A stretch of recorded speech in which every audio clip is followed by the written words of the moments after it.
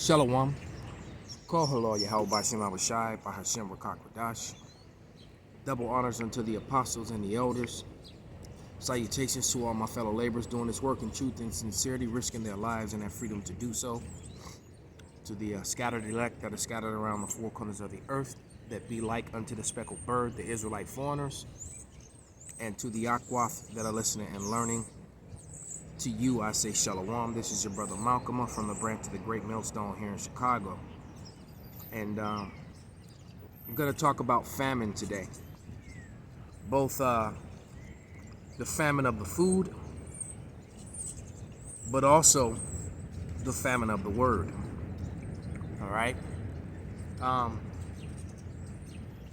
This morning, a video came into my feed, and I actually have pictures and screenshots of it because not only did Esau delete it, but it's not even in my history. So if it wasn't for the screenshots, it would be as if this video never existed, and someone posted the ingredients for the COVID vaccination. And I'm not going to go into it because I don't want them to take this video down. But I deleted it, and I guess my channel is probably a high-profile channel, and I reposted it.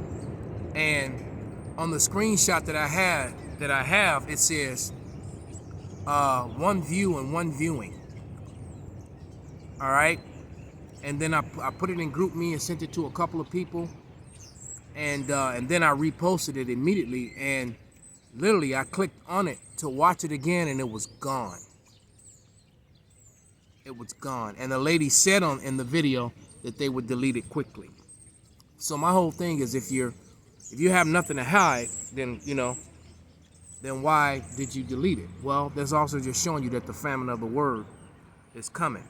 All right, because these eagles have been all about professing the freedom, the mightiest country in the world and the freest country in the world, and freedom of speech. Well, freedom of speech, unless you say something against their agenda. All right, open opinions or different opinions are not warranted, are not wanted, or not accepted. Okay, so they're showing you the hypocrisy of these eagles. But another thing that I saw this morning was I watched a video from the beloved brother Mathathia, the head of the Iowa camp. And he was going into the food lines in Texas.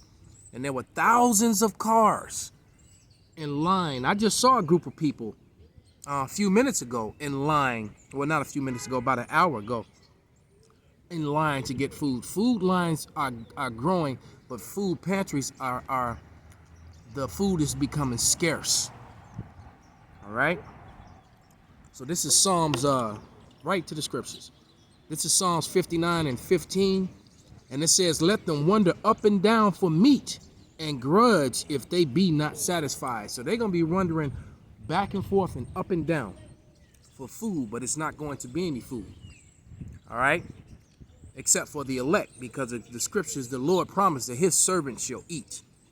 And you don't understand, that time is upon us, man. We're coming to the end of 2020, going into 2021. All right? And the United Nations has, and Salaki, if you can hear all that niggatry playing in the background, Jake over there, it is kind of nippy out here, kind of cold, and they gathered together over there, drinking and playing loud music, in the park. So Salakia for that. But nevertheless, it says the famine of biblical proportions, warning from the United Nations. All right. So the United Nations is warning the people that there's going to be a famine of biblical proportions. But yet people still think that they're going to be okay here in Babylon, and they're not. All right, because those food lines in Texas, guess what? It's going to be like that in every state and every city sooner than you think. All right. So let's go to matter of fact, we're staying Psalms. Let's go to Psalms 37 and 19. And it reads, They shall not be ashamed in the evil time. In the days of the famine, they shall be satisfied. Who is that they? All right. That they are the elect. All right. If you're not counted in that number, man, you know, and the scriptures clearly say those that be killed by the sword it will be better than those that die of famine, man. Famine is worse than just getting shot down, man. Famine is worse than getting beat to death, because that sort of death come relatively quickly. Famine is a slow, agonizing pain because your body actually begins to cannibalize itself. It begins to eat itself from the inside out. Then your organs begin to shut down, and you know, the belly swelling, and you become skin and bones, and your eyes bulge, and it's just a slow and agonizing death. You become weak, you know.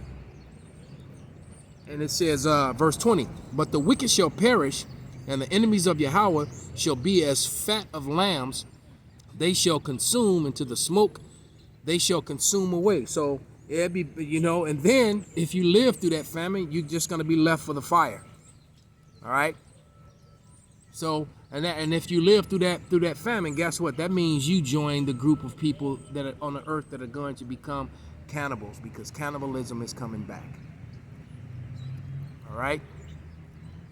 There was a movie that came out now I can't think of the name of it. And I've mentioned this movie before, but it came out I believe in 2015 or 14 or something like that. And it was based in England. All right. And basically, I'm being visited by the birds. And basically, what they did was they put up a border wall around Scotland, I believe. I think it was Scotland or Ireland or maybe both, and locked the people in because of a disease that had broken out, and the people who were behind the wall became cannibals. What do you think is going to happen here in America once there's no food, man? All right, people are going to start eating their pets. Sometimes the pets are going to eat people. But some people aren't going to have the heart to kill the animals when they can't feed them anymore, and they're going to let them go, you know. And you're going to have packs of dogs running around that are actually going to attack and kill people. It's really going to be an apocalyptic nightmare out here. All right. Let's get Isaiah 9:20. And it reads, and he shall snatch on the right hand and be hungry, and he shall eat on the left hand, and they shall not be satisfied. They shall eat every man the flesh of his own arm. And they showed you that in that movie, Snowpiercer. All right, and Snowpiercer, that famous scene, you know, when you saw the old people stand up, and they all had like missing their leg from the knee down, or they were missing one leg, one arm, because they had volunteered, they had given up their arm or their legs for the people to eat, so that the people would stop killing the babies and the weak, the young. All right, can't forget about the scene when Chris Evans told the guy who was in charge, who was trying to put him in charge, when he asked him, he said, you know what I hate about myself? And he said, the thing that I hate about myself is the fact that I know what human flesh tastes like. And then he says, and the thing that I hate even more is the fact that I know that babies taste the best. So what was he telling you? All right? You think it's not going to get grimy like that. It is, man. And the first victims are going to be the old and the young. And the young are going to become a delicacy. And that's written in the Bible, that the women would side their own children, man. You know? It's written in there. All right. Let's get matter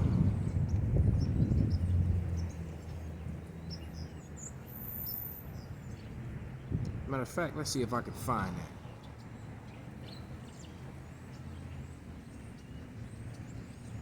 Yeah, Lamentations 4:10. The hands of the pitiful woman have sodden their own children. See, Sodom means to boil, to cook. They was throwing salt and pepper, Himalayan salt, rosemary, garlic. Like they was cooking chicken. They was cooking their own children, man. And it happened as short ago as World War II. The Edomites was eating each other on the German front, man. When them Russians and them Germans were fighting against each other. They were eating the dead bodies that were in the snow, man, because of the lack of food. All right, they even showed you that in the movie Hannibal Rising. All right, Lamentations 4:10. The hands of the pitiful woman have sodden their own children.